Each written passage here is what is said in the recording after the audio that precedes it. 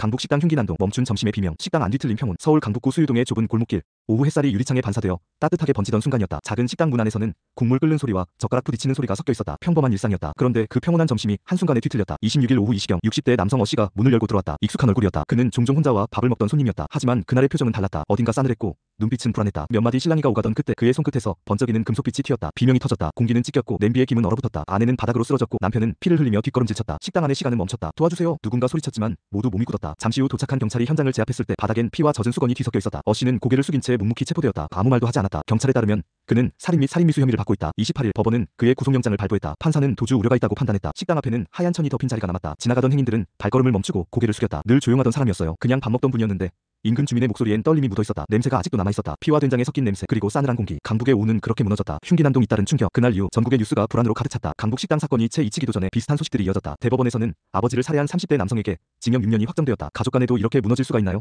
한 시민의 말은 한숨처럼 흘러나왔다. 충청북도 청주에서는 17세 소년이 교사와 행인을 공격한 혐의로 재판을 받았다. 그는 경찰 조사에서 누가 자신을 해치한다고 느꼈다고 말했다. 그 말은 어딘가 공허했고 들을수록 서늘했다. 부산의 한 정비 공장에서도 또 다른 비극이 일어났다. 50대 남성이 자해 소동을 벌였고 결국 징역형 집행유예를 선고받았다. 요즘은 누가 언제 터질지 몰라요. 다들 무서워요. 한 직장인의 말이 도시를 대변했다. 강북의 식당 사건 현장엔 며칠이 지나도 국화꽃이 놓였다. 바람에 흔들리는 꽃잎 사이로 검은 리본이 나부꼈다. 주변 상인들은 하루에도 몇 번씩 CCTV를 확인했다. 괜히 겁이 나요. 손님이랑 눈 마주치는 것도. 어떤 이는 말을 잊지 못했다. 그날 이후 도시는 긴장했다. 저녁 무렵 가로등 불빛이 켜지는 순간에도 사람들은 어딘가 불안했다. 뉴스 앵커의 목소리가 흉기난동이라는 단어를 반복할 때마다 강북의 기억이 다시 떠올랐다. 경찰 관계자는 어씨의 정신 상태를 정밀 감정 중이라고 밝혔다. 하지만 사람들은 알고 있었다. 단순한 정신 문제만은 아니라는 걸. 왜 이렇게 잔인해졌을까? 누군가는 자문했다. 그러나 대답은 없었다. 사건은 점점 늘어나고 사람들은 점점 침묵했다. 식당 벽의 자국은 아직 지워지지 않았고 그 자리엔 어제의 공포가 여전히 남아있었다. 비명은 멈췄지만 도시는 여전히 떨리고 있었다. 결국 남겨진 건 두려움과 기억. 결국 시간이 흘러도 잊히지 않는 것은 공포와 침묵이었다. 사람들은 다시 일상을 이어갔지만 그 속엔 이전과 다른 그림자가 드리워졌다. 결국 이 사건은 단순한 분노의 폭발이 아니었다. 우리 사회가 얼마나 쉽게 균열날 수 있는지를 드러낸 징후였다. 식당은 다시 문을 열었다. 주인의 가족이 조심스레 불을 켰고 국물이 다시 끓기 시작했다. 그러나 냄비 위로 피어오르는 김 속엔 여전히 슬픔이 섞여 있었다. 손님이 들어올 때마다 가슴이 덜컥해요. 남은 직원이 낮은 목소리로 말했다. 그의 눈가엔 붉은 기운이 맴돌았다. 그럼에도 사람들은 밥을 먹었다. 무표정한 얼굴로 조용히. 강북의 거리엔 예전처럼 차들이 지나가고 학생들이 웃었지만 모두가 안다. 그 웃음 뒤엔 묘한 긴장이 있다. 그러나 세상은 멈추지 않는다. 사람들은 두려움을 품은 채 다시 하루를 산다. 그 두려움이 누군가의 마음을 조금 더 단단하게 만들기도 하고 누군가의 마음을 더 병들게 하기도 한다. 식당 앞의 국화는 여전히 시들지 않았다. 흰 꽃잎은 바람을 맞으며 부드럽게 흔들렸다. 그 모습을 본 한 행인은 말했다. 그날 이후 이 길을 지날 때마다 괜히 숨이 막혀요. 강북의 사건은 끝난 게 아니다. 그것은 사회 전체의 거울이 되었다. 우리는 그 거울을 마주해야 한다. 진실은 더딜지라도 그날의 침묵은 결코 잊히지 않는다. 그것은 이 도시가 품은 가장 슬픈 울림이다.